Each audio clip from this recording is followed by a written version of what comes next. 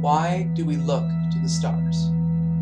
Hundreds and thousands of years ago, looking up at the night sky. On Earth, you can touch trees, you can touch water, you can try to understand those. You look at the stars, it's something that's just kind of beyond people. As a reminder of two things, both how small we are by comparison and how much potential there is to explore. It's just human nature to explore, and Mars is the next logical step. Mars has been in our sights for thousands of years. The Romans named it after their god of war. How fitting for a planet that has proven to be so challenging. Over the years, we have fought to understand more and more about our red neighbor. With each generation comes new knowledge and new success. Mars is coming more and more into focus.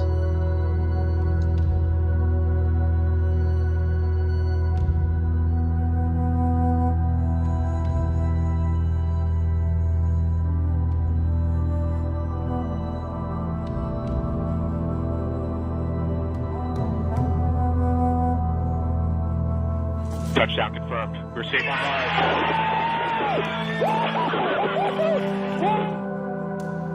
It's time to take another big leap.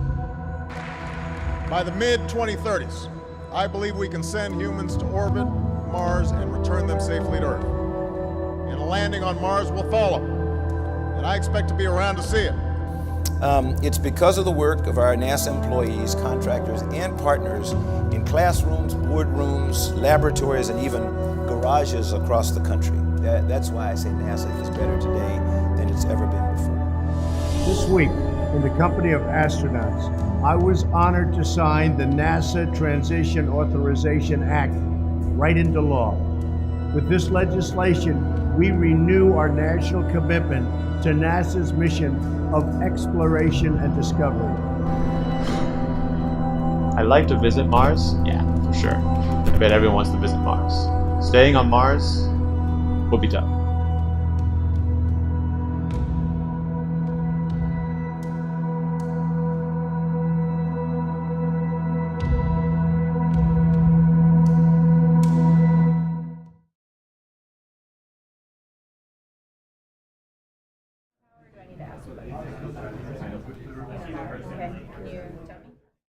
These students are working hard to answer one very big question.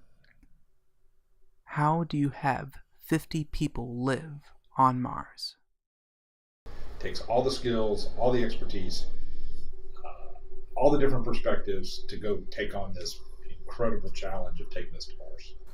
These students come from many different backgrounds and many different disciplines, bringing with them a wealth of knowledge. For the past several months, they have been working, living, breathing, and even dreaming about what it would be like to put people on the surface of the red planet. Let's see what they've come up with.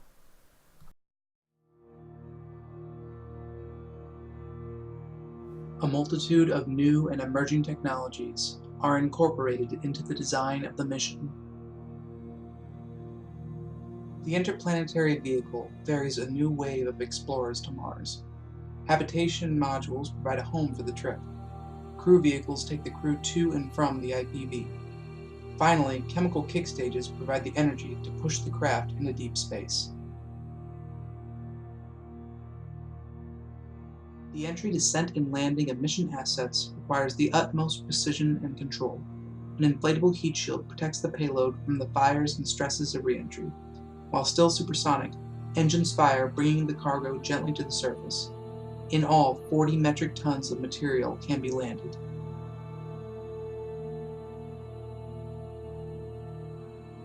The Mars Ascent Vehicle provides transport into Mars orbit. The core protects the crew during the ascent. The fuel for the journey is produced from resources on the Martian surface. The MAV is the first step to getting back home after many, many years on the planet. As with any home, construction is necessary. Moving large assets is an important step. A scaled-up rover is capable of transporting full HAB modules from their landing site and integrating them into the structure of the base.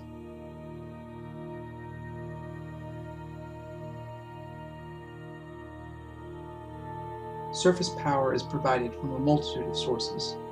Large solar arrays produce energy during the day, while nuclear sources provide a constant stream of energy for years at a time. Not everything can be brought from Earth. In situ resource utilization is essential to living on Mars. Drills dig deep into the surface, heating and melting hidden ice, producing the first wells on another planet.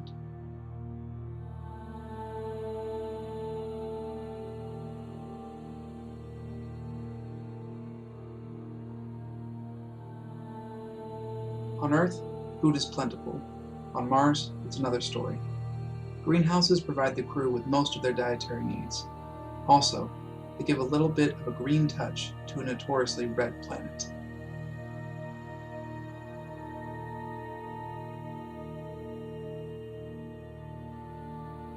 The habitation modules form a large portion of the on-surface assets. Each one houses spaces related to different goals of the mission, such as science, medicine, and recreation. As more habs are landed, the base can start to grow.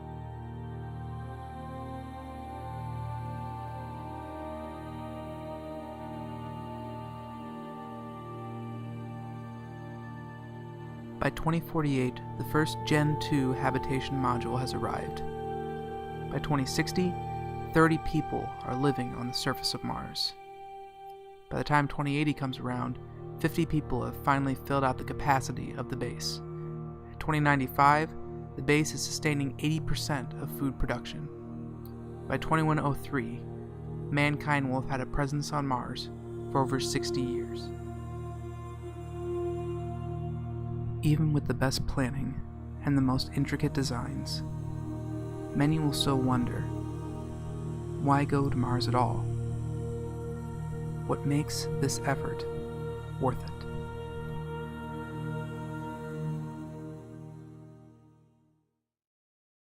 I think, if we don't explore beyond Earth and we stagnate, and potentially, it will be a threat to our human species. Something epic, to look into the distance and say something like, this is our new beginning for all of us.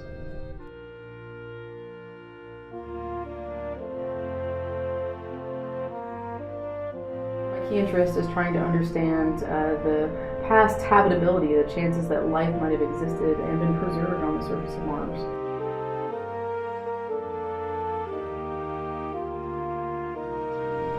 Challenge ourselves to push the bounds of what we can do technologically, and actually challenge what we do together as a species, because it is possible to go as one nation, but it's more likely that we will go as one planet.